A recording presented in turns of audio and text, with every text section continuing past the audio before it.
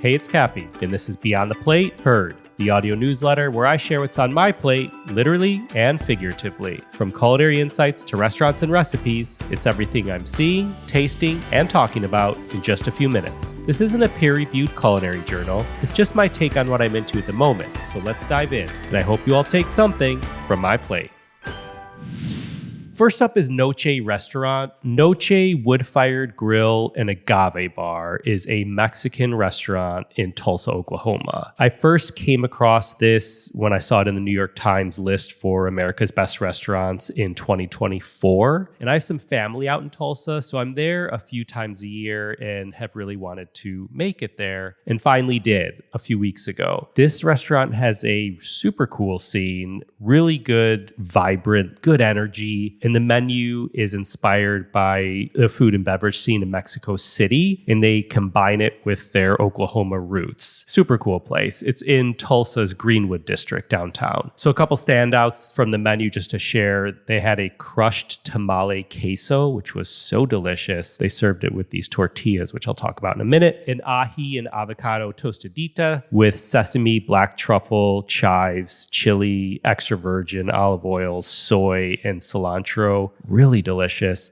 And they make two different tortillas there that they serve with a lot of things, but I ordered them a la carte. They have a Sonoran style sour flour tortilla, which was super delicious, and a nixtamalized corn tortilla, which was also super delicious. Anyhow, I walked in, I was greeted with this beautiful book collection that they had all over the front, which I was super into. And I always like to see what books people have on display at restaurants because I feel that that helps inspire the restaurant. I saw Will Guidara's Unreasonable Hospitality book on the shelf. They had Enrique Olvera's Tu Casa Mi Casa, 6 Seasons by Joshua McFadden, which is one of my favorite books. And they also had a Jacques Pepin book, which was really funny because that came up in conversation with another Mexican chef when we were recording an episode with Enrique Olvera. More to come on that. You can find all the links and handles I mentioned in the show notes.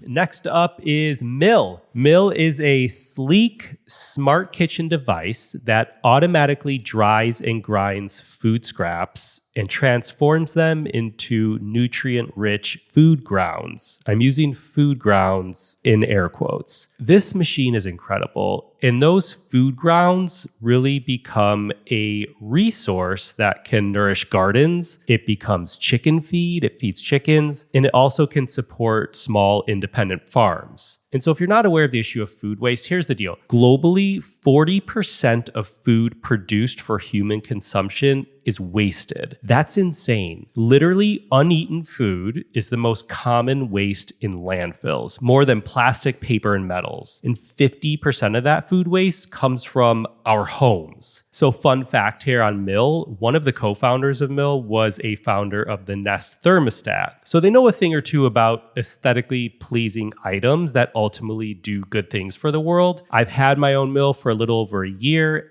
before I ever became involved with the company. And my family has personally already diverted over 530 pounds of food scraps from landfills. You can learn more at mill.com/BTP. Full disclosure, I'm proud to be a culinary advisor to Mill to help accelerate their mission of keeping food out of the landfill as they expand their impact across homes and businesses.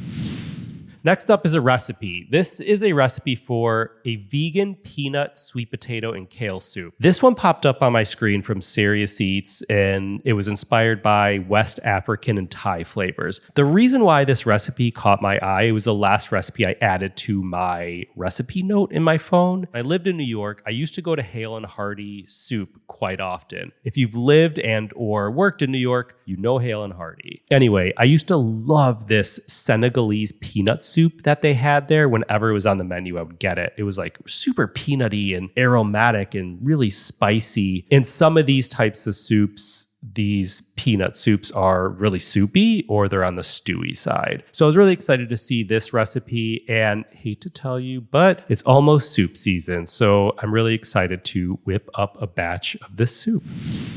Next up in the social impact space is the Chef's Manifesto. The Chef's Manifesto is a global chef-led project of over 1,800 chefs focused on exploring how they can help deliver a more sustainable food system. Now, look, I know the word sustainability is a loaded topic and it can mean a lot of things to a lot of people. And I don't claim to have all the answers or the specific definition, but I'm always open to learning how various people interpret it. And one perspective that really stuck with me recently came from, again, Chef Enrique Olvera. And you can learn more about that when our season 12 premiere of Beyond the Plate drops this Wednesday. Back to the Chef's Manifesto. Today, when this audio newsletter comes out, I'll be at the very first Chef's Manifesto Action Hub in Chicago. It's a one-day event bringing together chefs and thought leaders in food systems to connect and act on a more sustainable food future. What I love is that they make it very practical. They provide real tips that chefs can use in their kitchen to continue to be great advocates, because let's be real, chefs have the power to lead these conversations, hence why we do what we do on Beyond the Plate podcast, to shine a light on the incredible work that they do. The Chef's Manifesto events have popped up all over the world. They've had some in London, South Africa, Australia, and India. And why am I sharing this with you? Because not every food event of this nature gets it right, but this one feels like it's on the right path, and I'm really excited to be there. Shout out for the tip to Eve Turo-Paul, founder and executive director of Food for Climate League and author of the book Hungry, Avocado Toast, Instagram Influencers, and Our Search for Connection and Meaning. That book is fascinating. If it sounds interesting to you, check out that book by Eve Turo-Paul.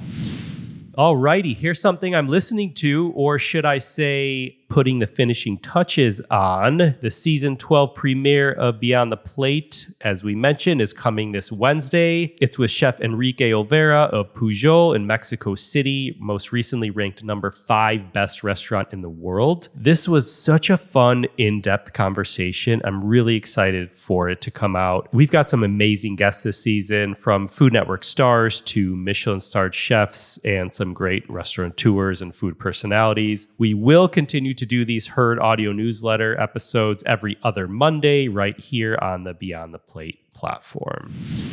And here's something I'm reading. 2 things, actually, I'm reading. The New York Times 2025 America's Best Restaurants list is out, and Food and Wine Magazine's 2025 Best New Chefs list is out. 2 lists that I'd say are very worth reading. So big congrats to all the restaurants and chefs who are acknowledged, some of whom we have featured on this podcast. One last thing before I leave you. Recently I had a friend and their family over for dinner, and we ordered pizza, and I grabbed the spicy honey out of the cabinet, and he wasn't familiar with spicy honey. And I love introducing people to new foods or ingredients, and this guy in particular loves spice. So I was, explaining how he could drizzle it on the pizza, dip his crust in it, whatever. I had Mike's Hot Honey. I happen to have the extra hot. I don't know if you've had it. There's the regular Mike's, which is good and has a nice little spice, but Mike's makes extra hot, which is in a black bottle, and it's hot. I told the people who used it about it. They still put too much on. It's got a kick. I also had another one in my cabinet from Jacobson Company, which are the people who do like the salt in the Pacific Northwest. They have a hot honey also, but they call it a hot honey sauce. And then the third one I'll mention is Rachel Ray does a homemade one that she calls Sweet Heat, and she mixes Calabrian chili paste with honey, and it is so delicious. She serves it with some funky cheeses. She's drizzled it on a burger. You can do a number of things with it. Anyway, spicy honey. There you go. Thanks for listening to Heard, a production of Beyond the Plate. You can find all the links and handles I mentioned in the show notes. If you like this, then tap the follow button and tune in for more Heard, where I share what I'm seeing, tasting, and loving lately in food and hospitality. And if your friends and family may enjoy it, I hope you'll share it with them. Until next time.